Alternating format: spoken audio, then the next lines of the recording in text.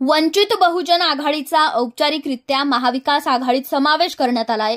याबाबतचं महाविकास आघाडीने अधिकृत पत्र जारी केलंय। वंचित बहुजन आघाडीचा महाविकास आघाडीत समावेश होणार की नाही याच्या चर्चा रंगल्या होत्या।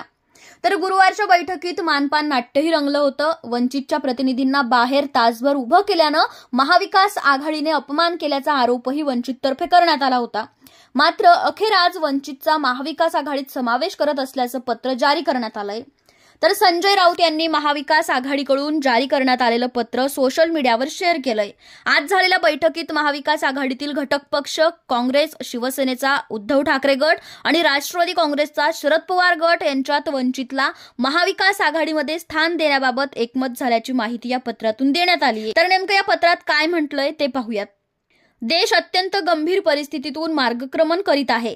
महान लोकशाही परंपरा असलेला देश हुकुमशाहीकडे जातोय। डॉक्टर बाबासाहेब आंबेडकर यांनी भारताला महान संविधान दिलंय, व्यक्ती स्वातंत्र्य व लोकशाहीचा पुरस्कार केलाय। आज हे सर्व पायदळी तुडवलं जातंय। 2024 साली देशात झुंडशाहीनं वेगळा निकाल लावला तर बहुधा ही शेवटचीच निवडणूक ठरेल अशी शंका लोकांना वाटते। ही परिस्थिती बदलून राज्यात व देशात परिवर्तन घडवावे यासाठी महाविकास आघाडीची स्थापना झाली हे आपण जाणताच। आपण स्वतः देशातील हुकुमशाही विरुद्ध लढत आहात, आम्ही त्याबद्दल आपले आभारी आहोत।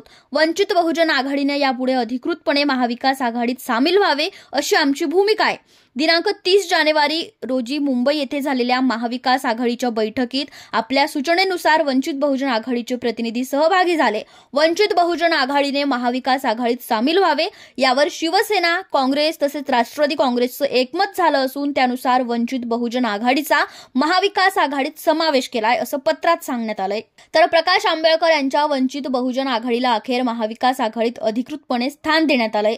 यानंतर आता महाविकास आघाडीतील सर्व घटक पक्षात जागा वाटपाच्या फॉर्म्युल्याबाबत काय निर्णय घेतला जातो याकडे सर्वांचंच लक्ष लागलंय। तर यापूर्वी प्रकाश आंबेडकर यांनी जागा वाटपाचा फॉर्म्युला सांगितला होता। यानुसार सर्व पक्षांना 12 जागा मिळणार होत्या। आता याबाबत काय निर्णय घेतला जातो हेच पाहणं महत्त्वाचं ठरणार आहे। पण तुम्हाला या सगळ्या प्रकरणावर काय वाटतं ती प्रतिक्रिया आम्हाला खाली कमेंट बॉक्समध्ये कळवा।